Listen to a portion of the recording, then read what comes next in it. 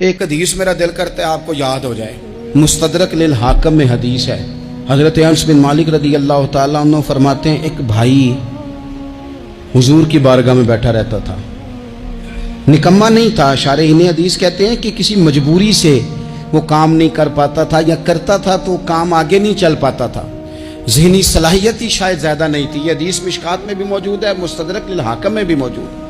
حضرت انس بن مالک رضی اللہ تعالیٰ عنہ فرماتے ہیں وہ حضور کی بارگاہ ناز میں بیٹھا رہتا تھا، اس کے بھائی نے آ کے شکایت کی، یا رسول اللہ صلی اللہ تعالیٰ علیہ وسلم، یہ کوئی کام ہی نہیں کرتا،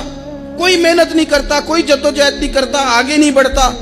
مجھے اس کی ضروریات کی کفالت کرنی پڑتی ہے، مجھے جدوجہد کرنی پڑتی ہے، مجھے اس کے معاملات کا خیال رکھنا پڑتا ہے، آپ اسے سمجھائیں۔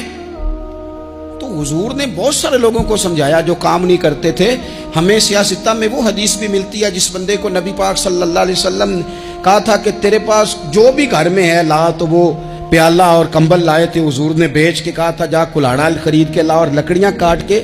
تو بیچ کے اپنا اور اپنے گھر والوں کا پیٹ پال۔ یہ ساری باتیں اپنی جگہ پر یہاں نبی پاک نے ایک روحانی مسئلے کا حل بھی بتایا۔ اللہ کے محبوب علیہ السلام سے عرض کی حضور یہ یہیں بیٹھا رہتا ہے اور سارے ہی کام مجھے کرنے پڑتے ہیں۔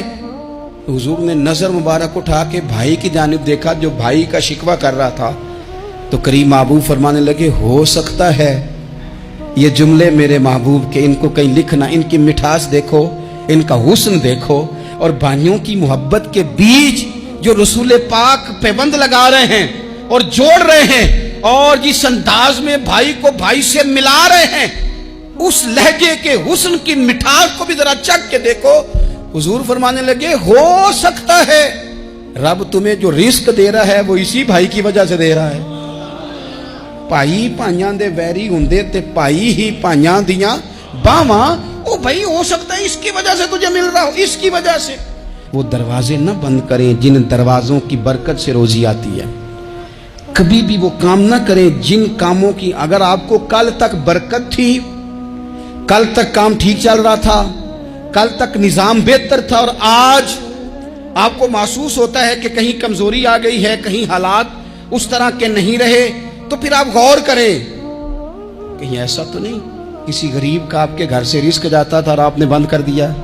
کسی کی مدد ہوتی تھی آپ نے بند کر دی، کسی کے ساتھ شفقت ہوتی تھی آپ نے بند کر دی، کوئی شخص آپ کی وجہ سے تسلی میں تھا اور پھر آپ نے اسے تکلیف میں ڈال دیا۔ اللہ کے محبوب نے فرمایا تمہارے کمزوروں کی وجہ سے تمہیں رزق دیا جاتا ہے، تمہارے ضعیفوں کی وجہ سے تمہیں رزق دیا جاتا ہے۔ تم نے تو ایک بندہ یہ کہہ کے نکال دیا کہ جا تیری تنخواہ میں نہیں دے سکتا، لیکن کیا پتا کہ اس کی تنخواہ کی وجہ سے ہی باقی سارا کچھ بھی آتا ہو، کیا پتا کہ اسی کے سبب سے اللہ انعام فرماتا ہو۔ لہٰذا ان روحانی مسائل کا بھی تھوڑا سا خیال کریں۔